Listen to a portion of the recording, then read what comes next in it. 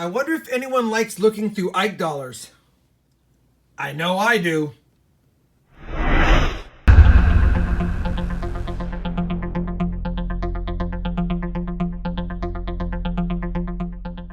Hey everybody, it's Rob with RobFindsTreasure, and you know what? I have been asking for Ike dollars when I hit up banks every single time I walk in. What you see on this mat, as well as in this box, is all of the Ike dollars I have amassed in almost 2 years of simply walking into the bank and saying, do you have any of the big dollar coins, the ones with the Eisenhower president on them? Most of them don't know what I'm talking about, but every once in a while, they'll show me what they have. 9 times out of 10, it's the regular presidential gold dollars, but every once in a while, you get some goodies. Well, over the last 2 years, these are all the ones I've collected, which is quite a bit. Now, I have purchased a few Ike dollars from my silver dealer over time, and all I've done is stack them in those rolls if they're silver, stick them in there if they're Clad. And since my Ike book comes in about a week, I thought, you know what? Why don't I go through all my Clad and get them organized by year and by variety type.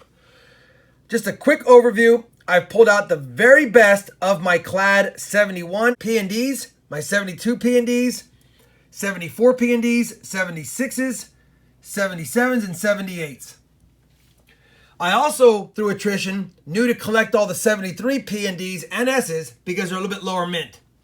So what you have here is my entire collection.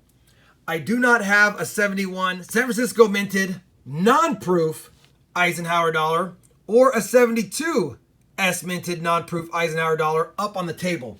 Now I have some blue Ikes in their original containers, but I was looking for loose ones.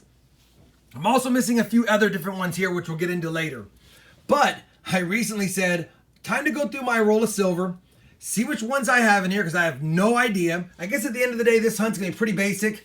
I'm gonna try to get one of every single mint and design and variety for all the known Ike dollars. I'll also be checking, just in case, for any 77 accidental silver struck Ikes, as well as any 74D silver Ikes. There's a few of those out there. Very hard to find. Probably won't find them, but it's time to sort this anyway. I think what I'll do first is get these sorted by year, mint. Well, it's going to be either S or S proof for every year that I have. And we'll see how many of these 73s we have and if we can add some goodies to the collection. Because I don't have a 77S Clad proof. That's what this one is, a 78. It's not silver. It's just copper nickel. And I'm not going to find that in here. And I didn't have it in there. So I know I'm not going to add that one today. But I'll be on the lookout for it in the future hunts. Let's go ahead and get these sorted and see what kind of goodies we have. All right, we've got them separated, sorted, and I even chose the best of every year. So here's the 71 S's along with the S proofs, 72 with the S proofs, 73 with the S proof, 74, and I used the S proof over there. 76s right here with the S proof as well. And as you know, 77 and 78 were only copper nickel. I've got every year in mint mark that you could have, including the bicentennial P type 1 and type 2, D type 1 and type 2, which when you look at the back of them, type 1 has the fatter bubbly letters, and type 2, more distinct delicate letters, as you can see there. That's the difference between type 1 and type 2. So I've got both of those, including the S and the S proof. And then for 77 and 78, I have PD and the S proof, but I don't have a 77 S proof copper nickel Clad yet. It's the only one I'm missing in the set. Obviously, there are a few other varieties I could look for. The 1971 Denver does have a variety 1 and variety 2, and I'm not going to explain that in this video. I didn't see that I had any when I went through all the Clad. And then in 1972 for Philadelphia, same thing. I didn't see that. Those are pretty rare, fetch a lot more value. I didn't have any. To any extent, I believe the Whitman book doesn't recognize those as known varieties to put in your album, so I'm not too worried about them. It does recognize the variety 1 and 2 for the 76 bicentennials. So all I'm truly missing is that one left. Now it's time to get this beautiful, beautiful stack of silver Ike dollars back into tubes and continue to ask the bank tellers if they get any more. I actually made a mistake. Well, I'm prone to those, but I forgot to mention you do need to look out for a 73S copper nickel clad proof as well. I don't have one there, and I'm missing that one as well. Now, it would not be silver, so it'd have a clad edge like those versus a silver edge like these.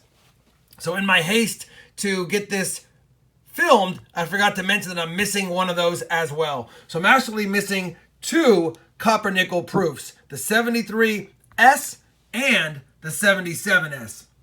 On top of that, figured I'd point out the 73 silver proof and or silver clad Ike dollars are not any more rare than any of the other silver Ike dollars, but the 73P and the 73D are definitely a lot fewer struck than the other years, and I'll just show you the book on them.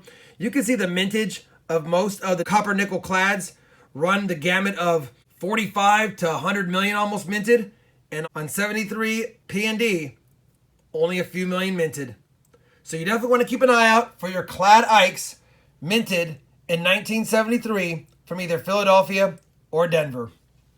Hopefully you enjoyed this quick little video. A lot of you have been asking to show some of my collection. Figured I would do it the old-fashioned way. When I get these guys in a book, I'll probably show it on a live stream one day. But that's still about a week away before I even get the book to get them in there. So I've got to take good care of them in the meantime. If you enjoyed the video, I appreciate a thumbs up. And as always, everyone, happy hunting. Keep stacking. Keep asking bank tellers.